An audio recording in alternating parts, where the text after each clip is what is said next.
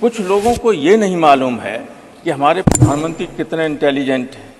वे सब जानते हैं कि आप बोल रहे हैं, क्यों बोल रहे हैं, क्या बोल रहे हैं। मैं एक उदाहरण देना चाहता हूं। एक बार राज्यसभा में शपथ हो रही थी, नहीं लोग, हमारे बगल में लालू जी बैठे थे। उनका एक कैंडिडेट आया शपथ लेने। मैंने कहा लालू जी कल ये पूरा प्लास्टर बांधे हुए था, कह रहा था झारखंड में गए थे लालू जी की जमानत के वक्त, तो लाठीचार्ज में मेरा पैर टूट गया। आज ये सही चल रहा है। बोले राज्यसभा में आने के लिए ही कर रहा था। तो मैंने की फिर टिकट क्यों दी आपने, फिर टिकट क्यों दी आपने। बोले इसकी जाति का कोई बड़ा आदमी नहीं था, देना था, मजबूरी में लाना पड़ा। मैं जानता हूं बहुत फ्रॉड था। तो सब जानते हैं मोदी जी कौन क्या है।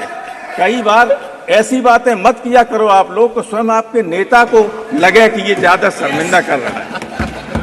कई बार कुछ लोग ऐसी बातें करते हैं, कौन नहीं जानता है। और जितना उनके लिए कहना चाहिए उतना कह भी नहीं पाते आप लोग। इसलिए मैं कहता हूं कि बहस को बहस तक ही रखिएगा। कई बार कुछ लोग अपने नेता का अनावश्यक नाम लेके उसको विवाद में ला जाते हैं। उसका आलोचना का उसकी कहीं आलोचना नहीं होनी चाहिए, लेकिन आप ऐसी बात कहेंगे कि लोग अनावश्यक उसके फिर जवाब देने लगेंगे। तो जो समझदार लोग हैं अपने नेता पर कभी आंच नहीं आने देते हैं। लेकिन आपके साथ मैं बीजेपी की लीडरशिप से कहना चाहता हूं, आपके यहाँ बहुत अच्छे अच्छे वक्ता बैठे हुए हैं।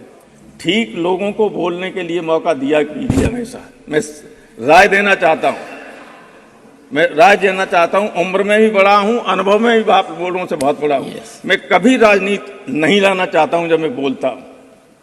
इसलिए कहता हूं कि लीडर के अगर पक्ष में हो तो कभी अपने बातों से, अपने कर्म से उसके ऊपर लांछन मत लगने देना। और यहां लोग इसी तरह की बात करने लगते हैं। बहस का स्टैंडर्ड इतना बढ़िया शुरू में था, वो सब खराब हो गया।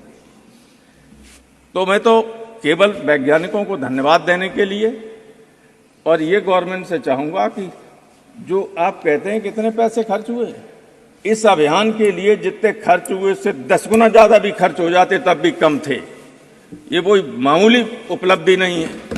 सारी दुनिया इससे अचंभित है। बड़े बड़े चाहे अमेरिका हो चाहे सोवियत यूनियन, भले ही उन्होंने 1969 में नील आर्मस्ट्रांग को उतार दिया हो चंद्रमा पे, चाहे भले ही यूरी गागरिन, वैलेंटिना तारस्कोवा और तमाम उनको भेज दिया हो अंतरिक्ष में, लेकिन ये हिंदुस्तान की उपलब्धि सारी दुनिया के वैज्ञानिकों को, राजनेताओं को चकित करने वाली थी। कोई मामूली उपलब्धि नहीं थी। इसलिए मत कहिए कि 6,600 करोड़ में या 15 करोड़ हुए। जितना भी खर्च हो जाए कम था इतनी बड़ी उपलब्धि के लिए। एक चीज और मैं कहना चाहता हूं, आप पसंद करेंगे, जब चंद्रमा की फोटो भेजी गई तो कुछ साहित्यकारों को, कुछ लोगों को बहुत दिक्कत हुई। और दिक्कत स्वाभाविक थी, क्योंकि हमारे यहां तो करवा चौथ पे महिलाएं चंद्रमा को देखी और बहुत खूबसूरती का वो माना जाता था। मैं बताऊं, केशव जी एक बहुत बड़े हिंदी के कवि हुए। ये बैठे हो, कहाँ गए वो, सुधांशु, सब जानते हैं उनको कठिन काव्य का प्रेत कहा जाता है। एक बार वो यूनिवर्सिटी के गेट पर बैठे हुए थे, कुछ बच्चियां आ रही थी। उन्होंने कहा लड़कियां आ रही हमारी तरफ आई, तो आके उन्होंने कहा था बाबा लाइब्रेरी किधर है, और चली गई।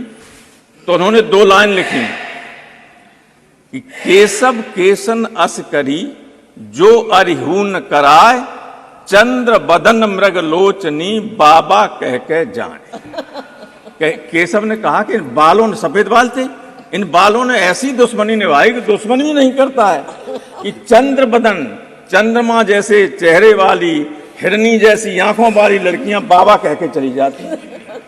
तो चंद्र बदन मन चंद्रमा जैसा बदन। अब एक लड़की का नाम है शशि, उसने कहा साहब चेहरा इसका बहुत खराब है चंद्रमा का, हमारा नाम तो शशि, शशि माने चंद्रमा। कोई शशि प्रभा है, कोई चंद्र प्रभा है। और तमाम आदमियों के नामों के पीछे चंद्र लगा हुआ है। सुभाष चंद्र, मानिक चंद, तिलक चंद, फला चंद, चंद्रमा से ही तो लगा हुआ था। अब यह है कि जाने अनंत काल से हम लोग चंद्रमा को बहुत खूबसूरत मानते रहे, इसलिए हम तो अपने वैज्ञानिकों से कहेंगे कि उनकी बदसूरत फोटो मत भेजिए, रिसर्च करते रहिए। लोगों के मन में ये वो आपने काफी समय दिया मुझे, आपको बहुत बहुत धन्यवाद। और मैं पूरे सदन के सदस्यों को बधाई देना चाहता हूं, वैज्ञानिकों के साथ साथ, आज एक बहुत अच्छे काम में हम लोग यहाँ जुटे। Thank you.